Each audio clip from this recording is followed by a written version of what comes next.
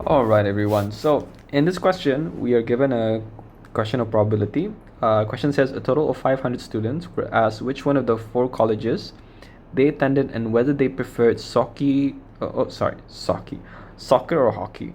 The number of students in each category are shown in the following table. So in part A, we wanted to find the probability that a randomly chosen student is at Canton College and prefers hockey. So the probability of Canton and prefers hockey. So you don't actually have to do a lot of things here. Oh, it's going to be Canton plus hockey. That's 56, right? And the total is going to be 500. Yeah. And you simplify that, it will give you 14 over 125. Now moving on to the next question, part B, it says here that find the probability that a randomly chosen student is at Dever College given that he prefers soccer. Okay, given. That's a big hint that you're going to deal with conditional probability. So I'm going to write A given B, all right? So let's define these events. So event A, he goes to Dever College, and event B is he prefers soccer, right? Now, writing down the probability, the conditional probability formula, we have probability of A given B, where it is equals to probability of A intersecting with B over probability of B. Okay, now first we want to find the probability of A intersecting B here. Now A intersecting B means the student has to be in Dever and also prefers soccer. So that would be Dever soccer 120. So probability of A is going to be 120 over 500. Okay, and over, okay, it's not a good thing to do this, but let's change this a bit. 120 over 500 divided by. So instead of doing over, we'll use divide by. Okay, next. Given that he prefers soccer, so divided by probability of B, which is soccer. Soccer is just 280 divided by 500. Okay, so let's calculate this. 120 divided by 500 over 500 divided by 280 over 500. You should get 3 over 7. Yeah.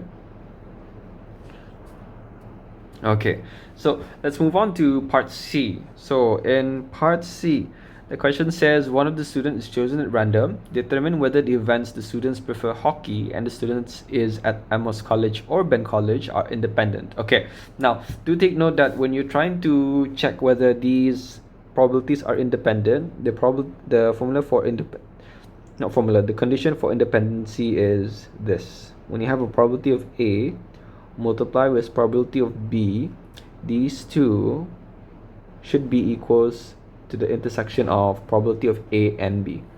Okay, now let's define probability of A. Probability of A, let's call this hockey. All right. Okay, that's not nice, but leave it as it is. B is going to be Amos College or Ben College.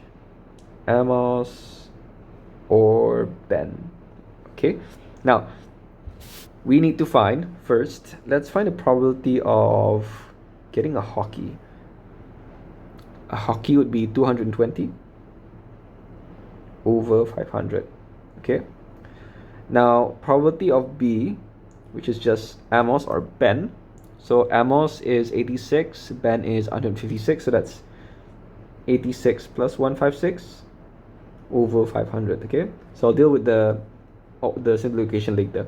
Now lastly, we're going to find probability of A intersecting with B. So it has to be Amos hockey or Amos hockey or Ben hockey. Okay, so Amos hockey is 32, right? 32 plus Ben hockey is 72,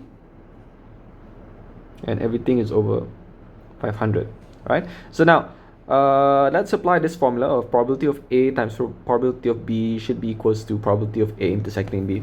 Okay, so we have 220 over 500 times 86 plus 156 over 500 equals to 32 plus 72 over 500.